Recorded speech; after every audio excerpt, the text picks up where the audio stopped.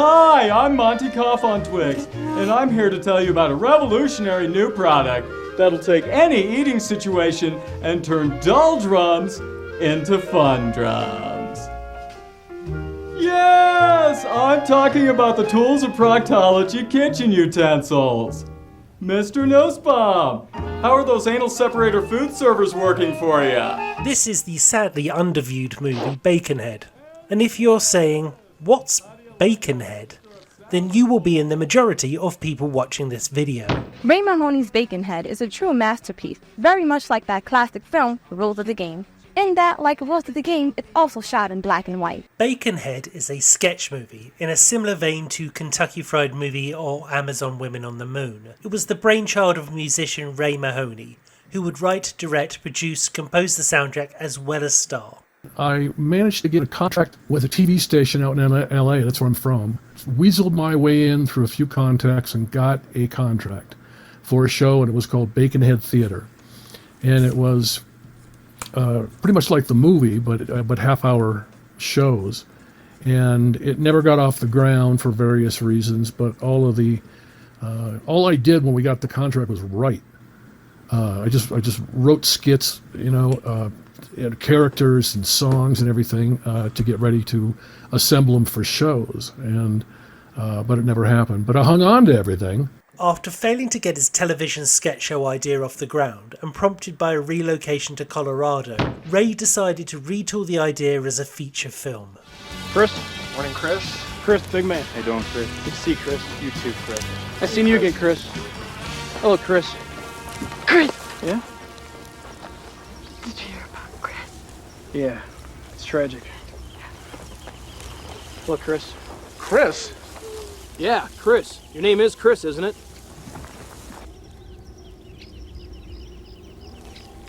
Yeah, it's Chris, yeah. Good. I was getting worried there for a moment. The film is a surreal collection of miscellanea, including The Land Only for People Called Chris, a gerbil absorbency test, champion tag team begging, and even a song for guys who like to wear band hats. Three guys in band hats, they like to flex their manly prowess. Three guys in band hats, tall and black to intimidate us. The humour is best described as offbeat, and almost all of the sketches go off in strange comedic directions. When I was a kid, I got into Monty Python and loved them ever since. I have to cite two probably faves, but it's Monty Python, and I liked early Woody Allen. But yes, there was a lot of British humor I love. I absolutely. A lot of Americans say, I don't get it. Well, that's too bad, because it's great stuff. And I can remember watching The Fish Dance by Python, and just on the floor slapping it. I was just laughing so hard. It's so absurd, but but it was just awesome. But yeah, I was heavily influenced by British humor. I always was. Do you know what this is? Huh? This is toast. This is 100%. Where did you get this from? We would like to know where you got this stuff from. Huh? Two sketches, which border on being short films, take much of the movie's running time. The first of which is the Toast Police, set in a not too distant future where toasted bread is outlawed.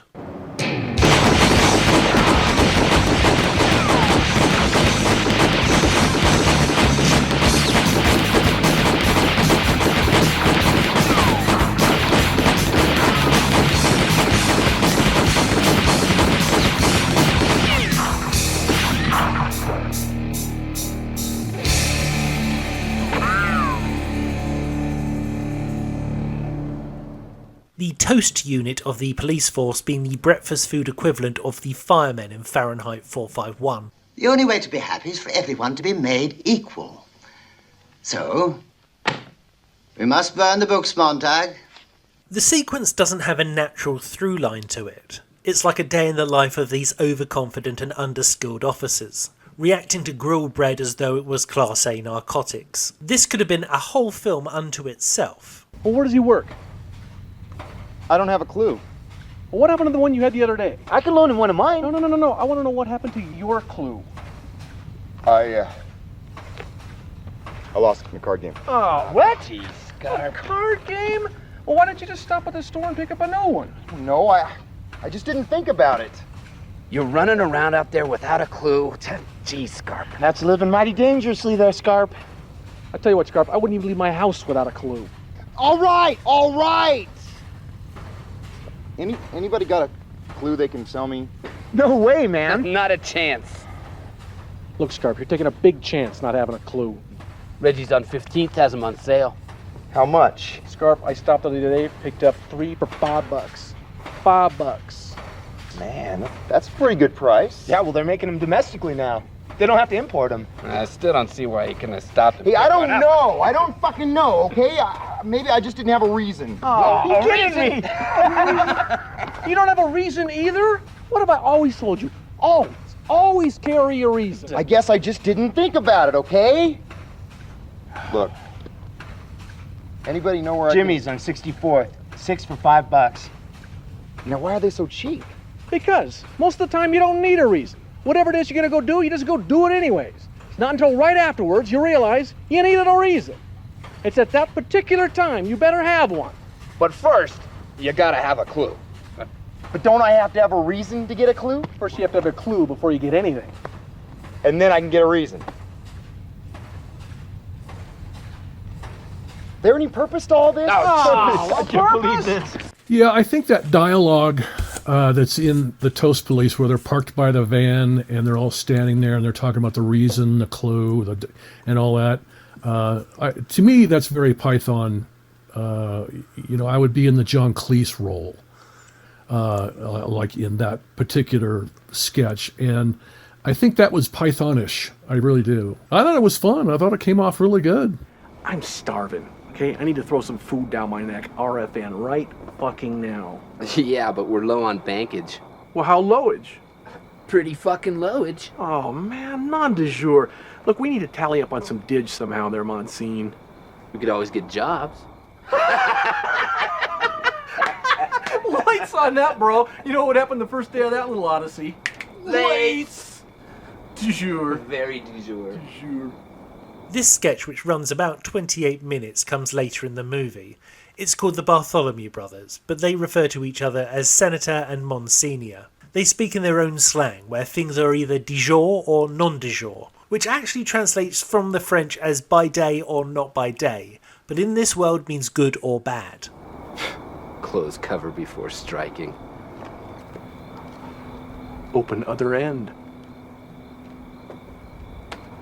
Just pennies a serving. Wait till the tram comes to a complete stop. It's made with du journess. Oh. It's gonna be hard for the senator to top that one, folks. If rash continues, please see a physician. Oh, du jour.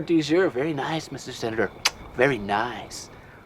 This is a game they play, a slogan off, which is actually very similar to a game I used to play with my friends, the Idiom Battle. You take it in turns to spout idioms until one player either repeats himself, runs out, or get their idiom wrong. A reviewer from Boulder Weekly described this film as being Monty Python meets Wayne's World, and I believe the latter part of that comparison is because of these characters.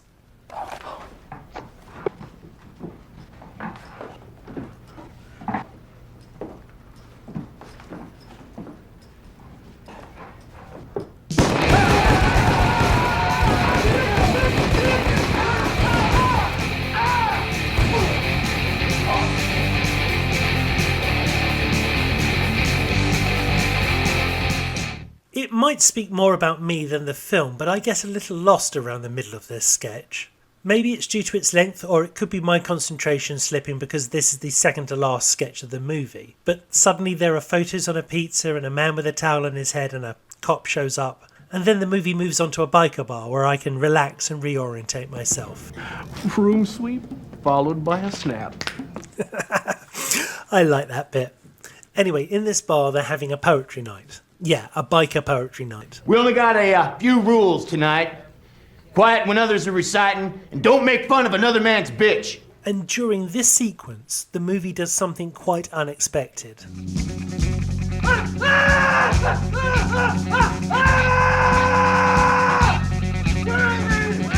him! He's a Johnson! characters from previous sketches invade the scene. The entire population of the land of people called Chris run through the bar on their witch hunt, and the Toast Police turn up on a sting operation. It's a truly inspired idea that brings this sort of movie together in a way that few sketch movies do. It was sort of meant to be that there's this little world that exists and all these characters, and it's a barrage on culture is what the whole thing is really about. It's a smack in the face about the culture at that time.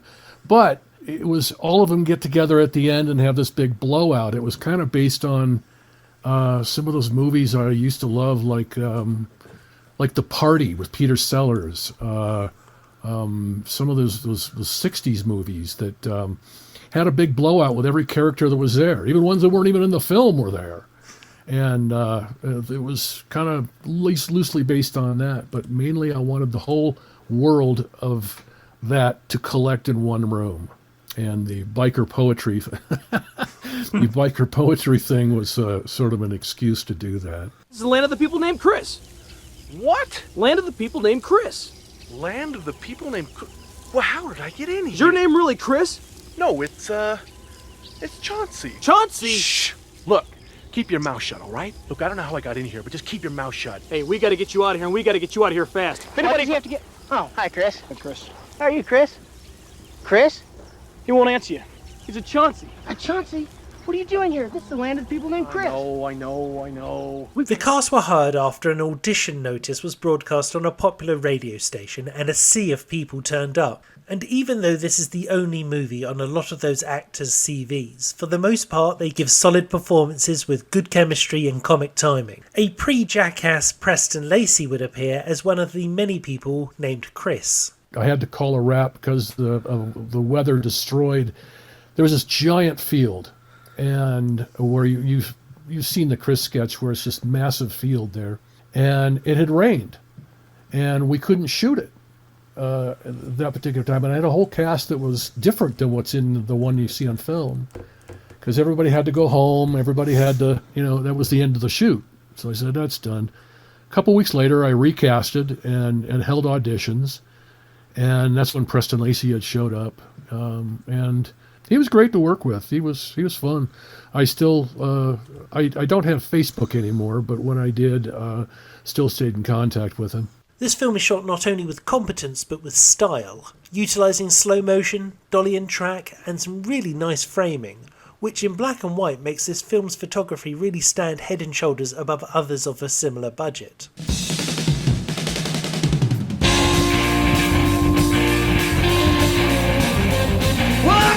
Detailing Tubbis. Tubs are my life, it's no hobbist. Won't answer to the name of Scrubbist, cause I'm quiddling the detailing Tubbis! The movie's soundtrack was composed and largely performed by Ray Mahoney under the band name The Angry Hippos. And it really rocks. This sequence is Quinlan the Detailing Tubbist, one of the 3 times the movie presents us with a music video. Hear about the lost art of tubbistry, then there's the aforementioned 3 guys in band hats, and to close the movie, Kenny the Phantom, which plays on the Phantom of the Highway myth.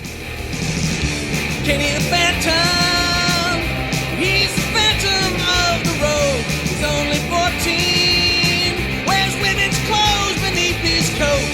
There was a sketch that was for Baconhead Theater, and we actually shot it out in California, and it was used for cable out in California.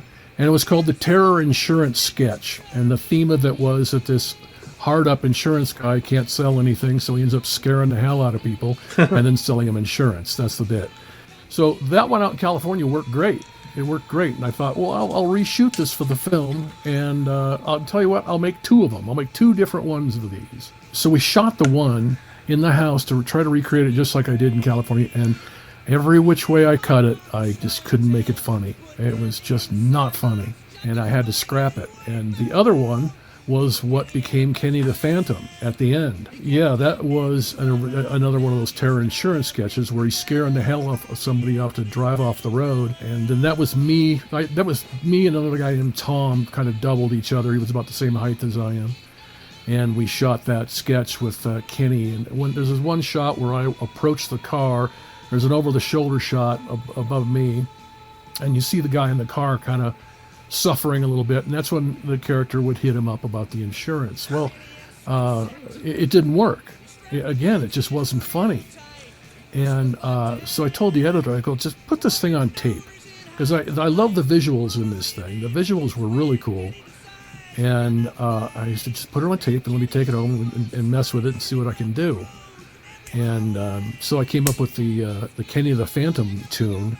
And so that's sort of a save, that sketch. And I think it worked, though. I think it worked way better than the original one. So it was a fun bit.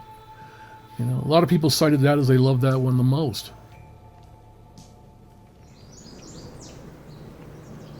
This is Mr. Cyrus Wondercross of Evergreen, Colorado. He's on hidden camera to try our new gerbil absorbency test.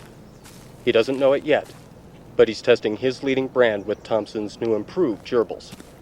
Let's watch.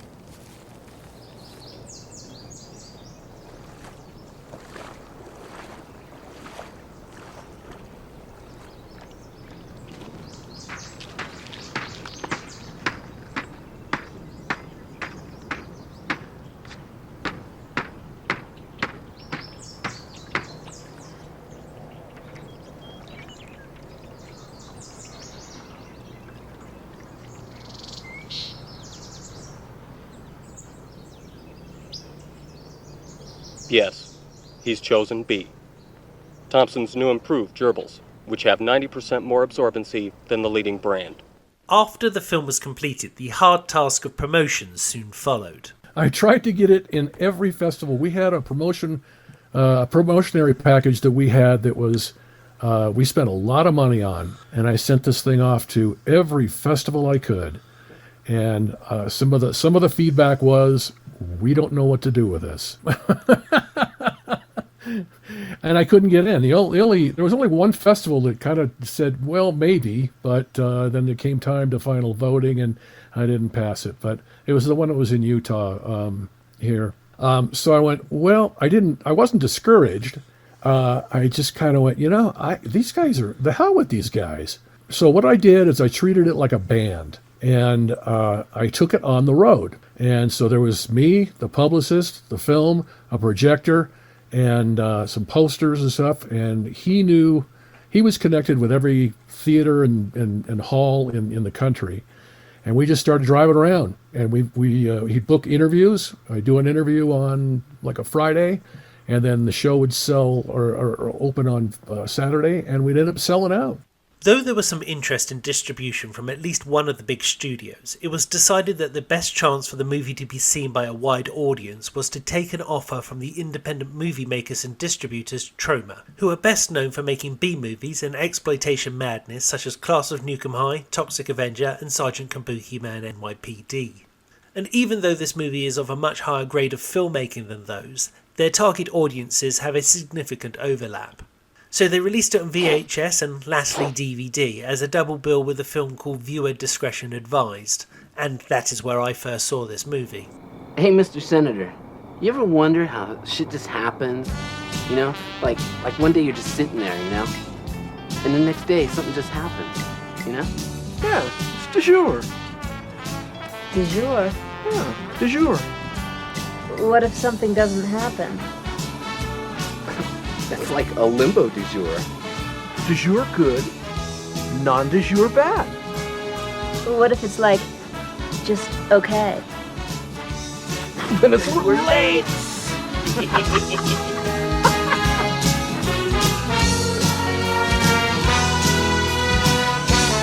I hope you can tell from my enthusiasm that I really like this film, and I think it's a crying shame more people haven't seen it. But I also have to acknowledge that humour is subjective, and this isn't going to tickle everyone's funny bone. If you've enjoyed the clips I've used here, then it might be for you, but sadly there is no official HD release of the film. If anyone from Troma is watching, perhaps you could get someone on that, please? Ray Mahoney, who was very kind to let me interview him for this video, still lives in Colorado and continues to work on filmmaking and music projects. I will release a long version of the interview with him just as soon as I can tidy up the audio. In the meantime, if you wish to support me in making these in-depth looks at unseen movies, then you can buy me a coffee at Ko-Fi. There's a link in the description if you want it. I'm Scott Kingsnorth, and I'm making a movie.